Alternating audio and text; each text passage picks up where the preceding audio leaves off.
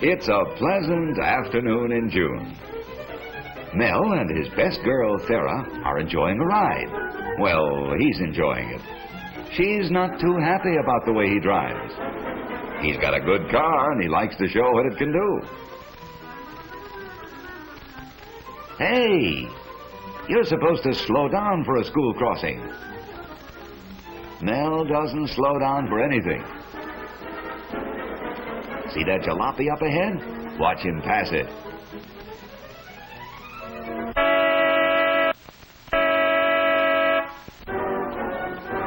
These boys have their opinion of such big shots. Uh-oh. Perhaps Mel's not such a big shot after all. Here we go again.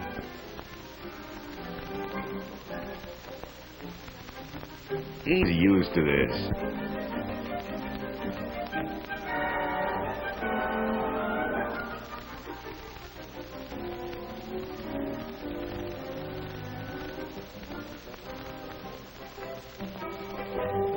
Paying a fine won't be any hardship for Mel.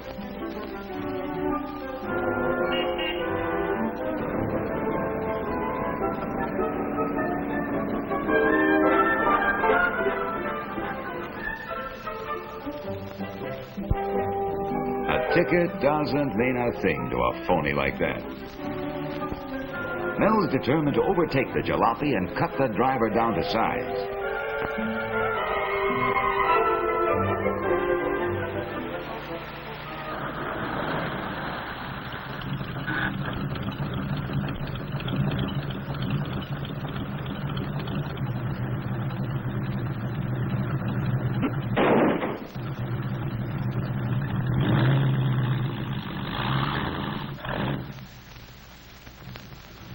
The man wants to know if Mel's going to compete or watch. Mel's going to do whatever that jalopy does, only better. Many boys like Mel were a public problem until in 1950 someone had the idea of turning this abandoned airstrip into a legitimate test course for hot rods. Here they compete under strict rules designed for safety and fair play. This strip at Santa Ana was so successful that others were opened up across the country. Hundreds of clubs have been formed. The hood lifters, the Arabs, throttle jammers, shifters, chaparrals, knuckle busters, clutchers club, dusters, sidewinders, and others with equally fanciful names. Automatic expulsion faces any member who races on the public highways. As a result, the juvenile nuisance problem has been reduced as much as 90% in some communities. Here's Mel and the jalopy. The flagger thinks Thera better get out.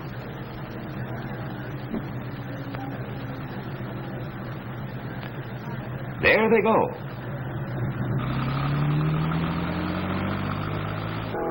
Sideline experts. Mel can't believe it, but it's happening. He's left behind. Far, far behind. He's humiliated and angry. His one thought is to find Thera and get away. There she is, talking to the fella that just beat him. He's giving her his card, and she's taking it. This is the last straw.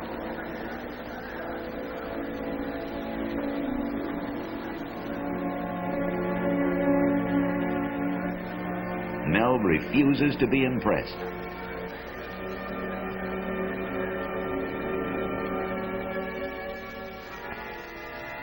His defeat by the jalopy was a challenge he has accepted.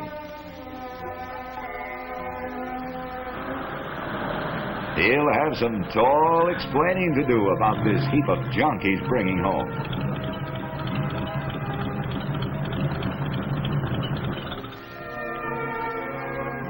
He knows he can handle his folks. He's equally sure he can breeze through this job he's undertaken.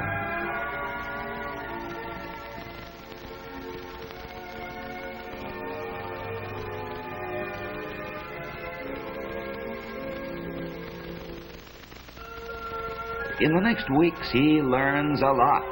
The most important thing being how little he knows.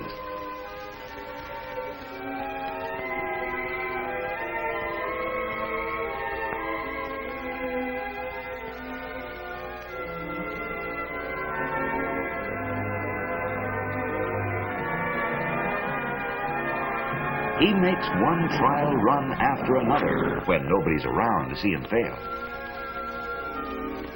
She cuts out when he gets up over 100, and he can't figure why. He's too proud to ask for help, although he knows where he can get it. Sarah gave him Dave's card. It's hard for him to pocket his pride. Besides, he's not at all sure of his welcome. Dave looks friendly enough. He'll chance it.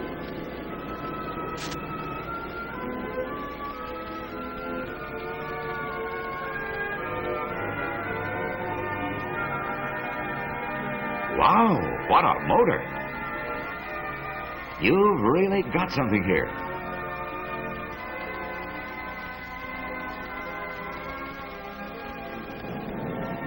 Dave thinks Mel ought to enter the big timing meet. They think Mel could turn 150 miles per hour.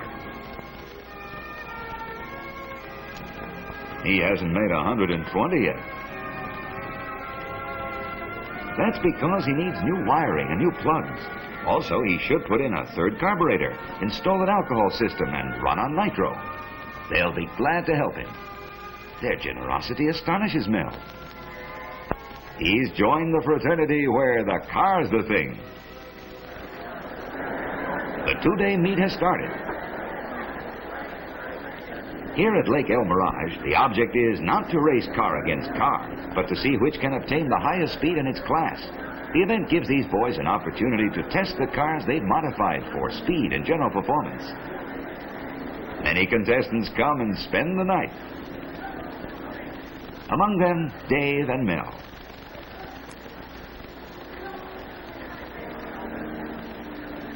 There's one of the timing officials. He sees to it that safety is the keynote of these meets.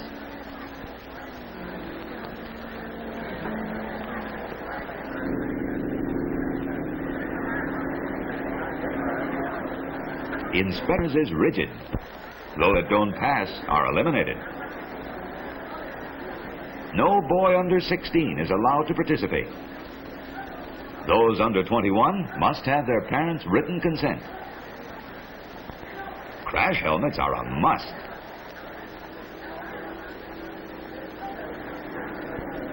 As are safety belts. Accidents are few, but no car is allowed to start unless the ambulance is standing by at the finish line. Since daybreak, the starter has been sending out the cars.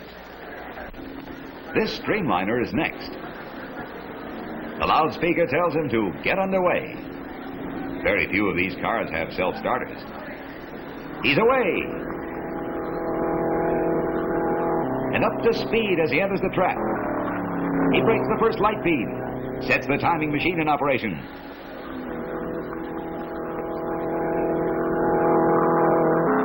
He breaks the second light beam at the finish.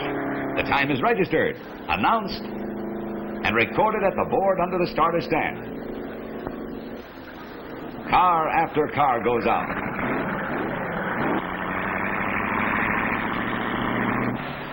T-Roadsters. Belly tanks.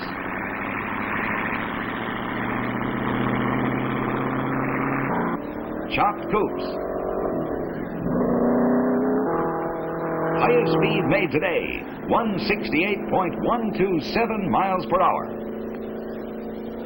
Car 138C, you're next. That's Mel. His hands tremble as he puts on his crash helmet. The official wishes him luck. 138C, take her out. He's on. The car fishtailed at the takeoff. But his stiff arms are back to the course. Phew, that was close. Hold her steady, Mel. He can see the reason for the safety belt now. Sweat's running down the back of his neck, and his helmet weighs about a ton. This is no smooth concrete strip he's traveling. The dry lake bed is full of ruts and bumps.